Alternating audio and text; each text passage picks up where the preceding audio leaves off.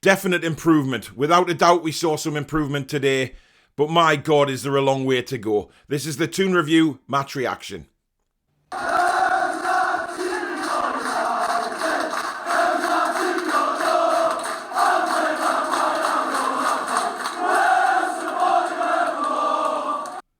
Hi everybody, I'm Paul, back again, and just reviewing today's result in the Premier League at St James's Park today, which was Newcastle United 3, Brentford 3.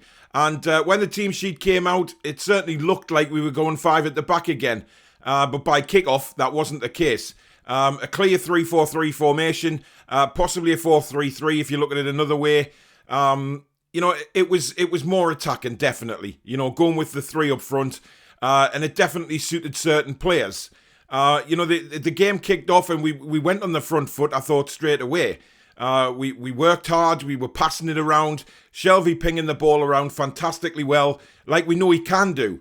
But certainly we haven't seen that from Shelvey in an awful long time, to be honest, but we have today. And we were the better side, without a shadow of a doubt, and deservedly took the lead. From a corner, floated in by Matt Ritchie, and a lovely header from Jamal Lascelles in off the post, and it was 1-0. And I'm thinking then, right, come on, let's go and build on this. Let's go and really hammer Brentford and really make a statement here. But once again, the frailties in defence stand out a mile. 30 seconds, not even that. After we scored our first goal, Brentford then equalise. And I have to say, it was just a calamity. Ivan Toney worked hard to get the ball. He went down a couple of times, but he still found space on the right-hand side. Nobody near him. But my God, Karl Darlow. I mean, that's not the first time he's let a goal like that in this season, and it was just abysmal. He should have just saved it, really. It was straight at him. But, his hands somehow were soft enough to let that ball past him, and obviously Brentford have equalised. We all had a feeling that Ivan Toney would come back and score against us, and he certainly caused us a lot of problems today. No doubt about it. And then Brentford go and get a second, long ball floated into the back post, nobody picking him up, and a simple header into the back of the net. Now, should Darlow have come for that? Should he, when you look at the replay, it's curling away from him. It's a very difficult ball to come and get, but I thought he should have still at least came out and troubled. He saw the guy at the back post, so just try and go through him, punch the ball away or whatever, but he didn't, and it was a simple header, and Brentford had 2-1 in front. It just calamities in defence all game, really. And that is going to be our weak spot. But one thing I did admire today was the work rate. We got back in the game. We didn't put our heads down. Now, in previous games under certain regimes, we have put our heads down as soon as we've conceded. And to take the lead and then go 2-1 down, normally I would say the heads would have dropped, but they didn't. And great work by Maxi on the left-hand side. He cuts across. Tries a shot, it was blocked, it falls to Joelinton. Now, in the past, Joelinton, for me, would have tried to hit that first time and ballooned it over the bar. No doubt about it. But Eddie Howe and the training staff have come out last week and said they've done extra work with Joelinton. They've worked with him on his control, his timing, his finishing, and that all came to fruition in that second goal, without a doubt. He didn't panic, he took it down, and he beautifully curled the ball into the bottom corner. So it's 2-2 at half-time. And I genuinely thought at half-time we should go on and win the game. But without a doubt, we got caught by another sucker punch from Brentford. I'm not sure what Darlow was doing, to be honest. I was right behind that goal. And, he comes out, then he stops, then he decides to go again. Now, had he come out and smothered the ball the first time, Brentford don't get that third goal. It's as simple as that. But instead, he's so hesitant, and Brentford get the ball, and then it's slotted in a deflection off Lascelles. I think the shot was going wide, which is why it was given to Lascelles as an own goal. And I'm sitting there thinking, I don't know what to make of this game, because this is a different Newcastle United we definitely witnessing, because we were attacking more. We were putting the ball in the box more. But it just, the last ball just wasn't happening for us. And, I'm sitting there thinking, it's going to turn sour. We're going to lose again. But incredibly, we get an equaliser. Great work from Maxi again. He took one player on this time and then fired it over to Fraser. He kept running. Fraser spotted that run. Beautiful delivery from Fraser right on St Maximin's boot. And it's 3-3. We fight back. We fight back today. And that's what I was really, really pleased with. The fact that they didn't let their heads drop. They got on with it and they worked hard to get the result today. But let's be honest, guys. The problems are still there. The problems that we've had for a long, long time, and that's the defence. For me, Kieran Clark, not good enough. Jamal Lascelles, not good enough. So many times Lascelles today was hesitant at clearing the ball. There's just no confidence. Karl Darlow, seriously, man, I mean, he's been great for us, hasn't he? He really has. But as soon as Dubravka's fit, he goes to pot. And I think Dubravka will be back in against Arsenal next week. I've got no doubt about it. Because the goals he conceded today were very, very poor. He should have saved Ivan Toney's shot. He should have come out for the third goal and smothered the ball. And for me, he should have come out and made a nuisance of himself for their second goal, to be honest. So you could put all three down to poor goalkeeping. But it was poor defending as well. However, what I will say is, time... We've got to give these players time. Sorry, the manager time as well, because it's a new formation for them. Clearly a much more attacking formation. We had a lot more of the ball than what we've had in a long time for me. We kept the ball. We passed it around. Shelvey, I thought, had a fantastic game. Yes, he made a couple of errors, but, all in all, his passing was superb today. And that's what I think Eddie Howe is trying to install into Shelvey. Get it, look up, ping it over the top for the runners going in. And it worked on numerous occasions today. It really did. So I was really pleased with Shelvey's performance. Again, St Maximin, he makes me want to rip what hair I've got left, out of my head at times, because there was times in that first half he could have played Richie in to get crosses in, but he didn't. Richie then bollocks him, which he's perfectly entitled to do, to be fair.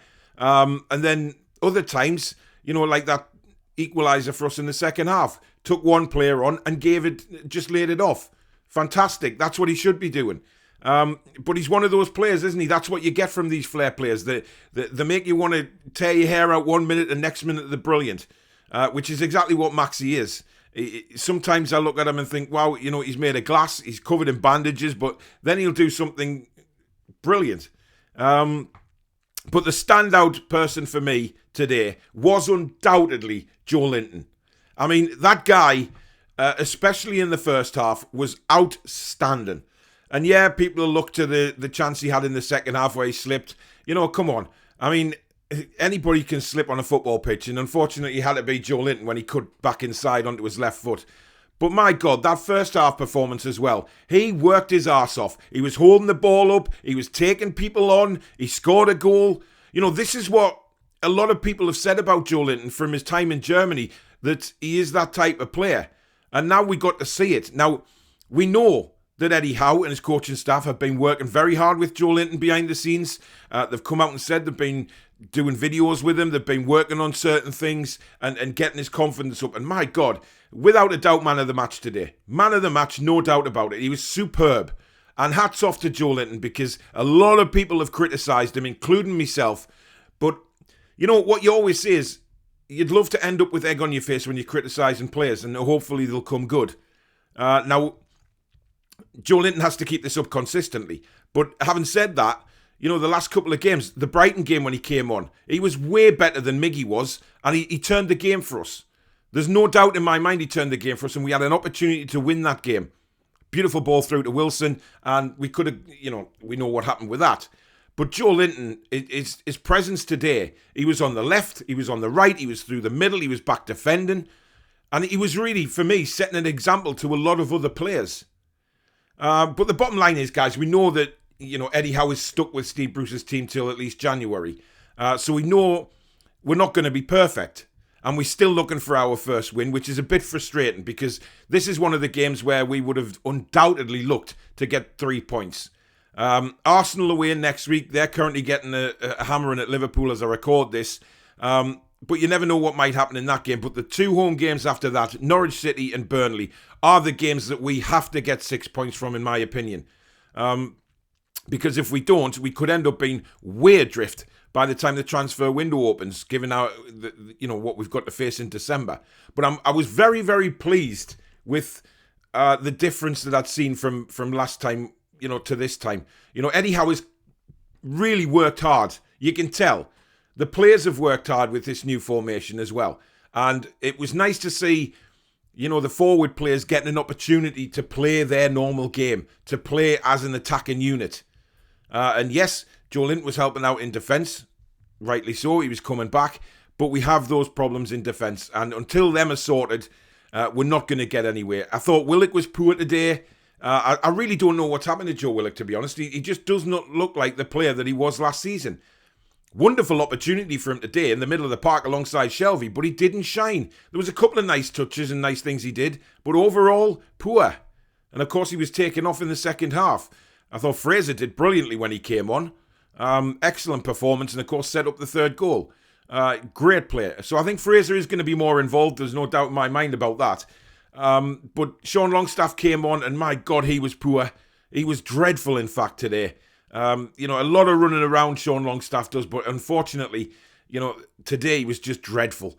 But for me, it's the defence. The defence needs sorting out, and rather quickly, in my opinion. Dubravka needs to come back in. He's way more vocal than what Karl Darlow is, and we need that. We need a goalkeeper who is vocal and can control his penalty area, because Darlow is not doing that. Blatantly obvious to see. That first goal was terrible. The second goal, again, hesitant to come out. And the third goal, he came, he stopped, he went again, and that goal could have been stopped, quite frankly. So Dubravka has to come back in. I think we need Manquillo to play at right back. I still don't think Jacob Murphy is a right back. Wing back, maybe, but not an out-and-out right back. No. Now, if he went 3-4-3 today, which I think possibly he did, but when Brentford came to take goal kicks, Murphy was back in a back four. Alongside the 3 other central defenders. So, was that the tactics? I don't know. Unless, Murphy's just a little bit unsure about where he's supposed to be. But listen, overall, we've got a point from the game. At least we haven't lost, because I think, given under Steve Bruce, I think we would have lost that game, because I think heads would have dropped as soon as we went 2-1 down, as they normally would do. And it would be sort of powder puff for the rest of the game. But it wasn't today. We came back, and we came back strongly and didn't put our heads down. We should have got 3 points. For me, it's 2 points drop, but improvement's definitely there. Now, we look at Arsenal next week and think, well, what will we get anything at the Emirates? Very, very difficult game. But like I say, the 2 home games after that are where we need to get 6 points from to avoid being adrift, because Norwich won today as well. We're bottom of the table now. We've got a lot of work still to be done at this football club. But I have faith. I have faith in Eddie Howe doing it. You can see the differences he's already made. A real shame he couldn't be there today, because, obviously the atmosphere was great before the game and buzzing again around St James's. But I thought the crowd stuck with the team today as well. Very frustrated with a couple of players. But that's obvious. But let's face it, we said even before Eddie Howe came in that some of these players at the football club are not good enough to be there. But Eddie Howe is stuck with them, and we have to believe in what he's going to do until he brings his own players in. So a point today for Newcastle United. Where do we go next? I mean, let me know in the comments below what you thought of the game. Should we have took 3 points out of that? Where do we go with the defence? Who would you like to see in? Until January. Which is our best centre-back pairing? Who would you play at right back? Is it Murphy, or would you play Manquillo, or even Emil Kraft, who, when he's been playing, has done okay the last couple of games? Remember when he's been put in at centre back? I thought Richie was a bit better today at left back, but I still don't think he's the out and out left back that we're looking for. But Eddie Howe believes in him, obviously. So let me know in the comments what you think, guys. Thank you very much for watching the video again. I'd just like to say as well, thank you for everybody for all the support recently. My subscribers are just fantastic. at Steve Wraith's Christmas do last night. So many people coming up and saying that they enjoy the channel and to keep going, and I perfectly intend to. So thank you very much for all the support I've had. I really mean that. If you have enjoyed the video, don't forget to hit the like button, as it does help to continue to grow the channel. And if you're new and you like what you see, please do consider subscribing. They keep going up. I'm overjoyed with that, so thank you very much for that. But if you haven't already subscribed, please hit the button. Do hit that notification bell, because at the minute I'm not on Twitter, so if I do upload a video or a live stream, you'll be notified straight away. But keep an eye on the channel for any future live shows. We've got a brand new one coming up on Monday, which is basically a rumour mill. All sorts of stats about players that we're interested in and things like that. So a very, very interesting show ahead with that one. Tuesday night will be the normal fan forum, so do join us for that as well. Get yourself on the show and tell us what you thought of the performance. But in the meantime, guys, have a fantastic rest of your weekend. Take care.